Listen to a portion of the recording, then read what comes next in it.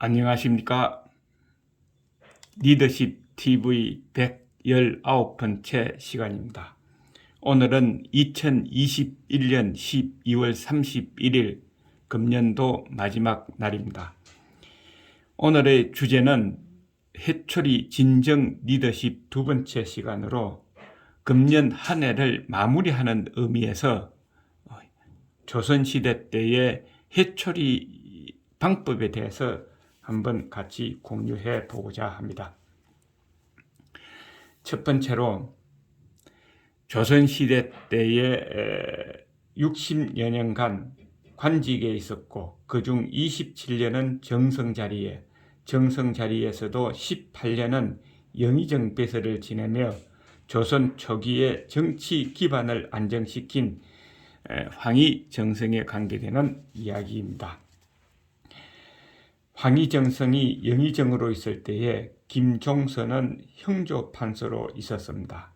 16살에 과거에 등과한 김종서는 재기가 커서 모두가 우러러보던 명판서였죠. 한데 관용하기로 소문난 황희정성은 김종서한테는 한 가지라도 조그마한 착오나 실수가 드러나기만 하면은 그를 불러 호되게 꾸짖고 혹은 그의 종을 불러 대퇴를 치는가 하면 그의 비서가 늘 옥에 가두기까지 했습니다. 보다 못한 상신 맹사성 정성이 물었죠.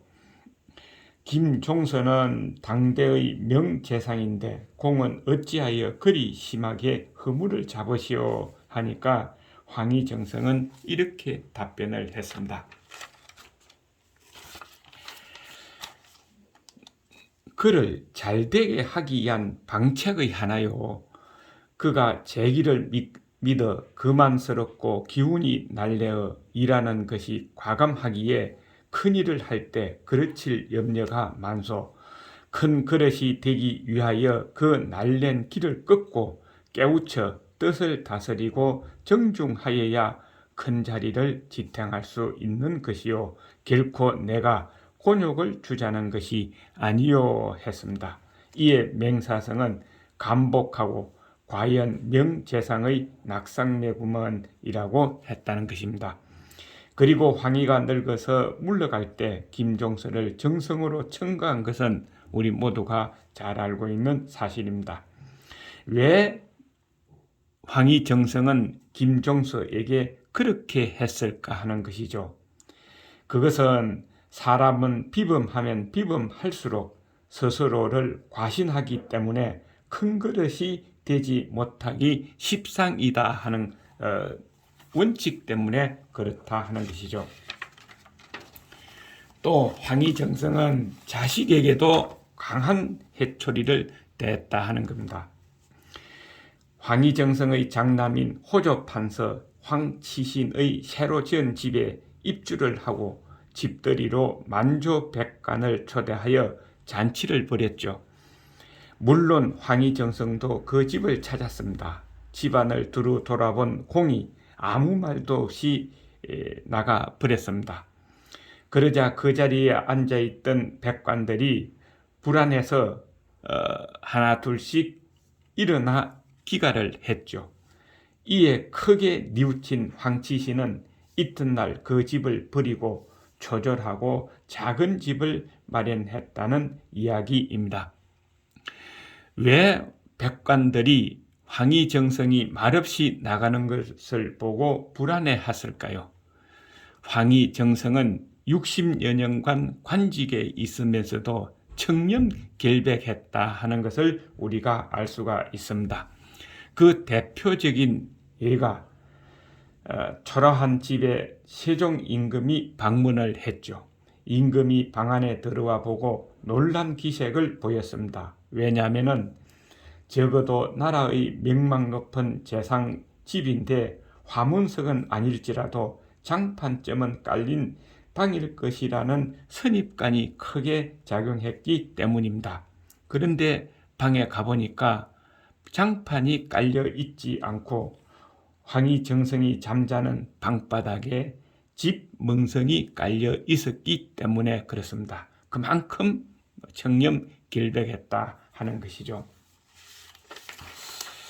그래서 우리나라 조선시대 때에 해초리 문화는 다양하게 발달했다 하는 것을 우리가 볼 수가 있습니다. 그 첫 번째로 조선시대 때 과거에 급제한 생원이나 진사가 양심에 부담되는 일을 저지르면 선현들을 모신 묘 앞들에 있는 맷돌이에 웃옷을 벗고 올라서서 스스로 등짝을 해초리로 쳐 자책을 했다고 합니다. 그래서 엘리트의 정신적 기틀을 유지했다고 하죠. 또 자손이 매맞을 짓을 하면은 부모는 어떤 행동을 했느냐 하는 겁니다. 자손들이 매맞을 짓을 하면 그 자손을 앞세워 선조의 무덤을 찾아갑니다. 해초리 한 줌 꺾어 그 아들이나 손자에게 지어주고 자식 잘못 가르쳐 조상 별 낯이 없다고 크게 고하고는 상석 위에 올라서서 피가 흐르도록 종아리를 치게 했다고 합니다. 이렇게 간접 해초리로 벌어들이는 것을 조상매라고 합니다. 금년도 마지막 날에 왜 이런 말을 할까요? 금년 1년을 보내면서 나 스스로를 한번 반성해 보자는 의미가 있습니다.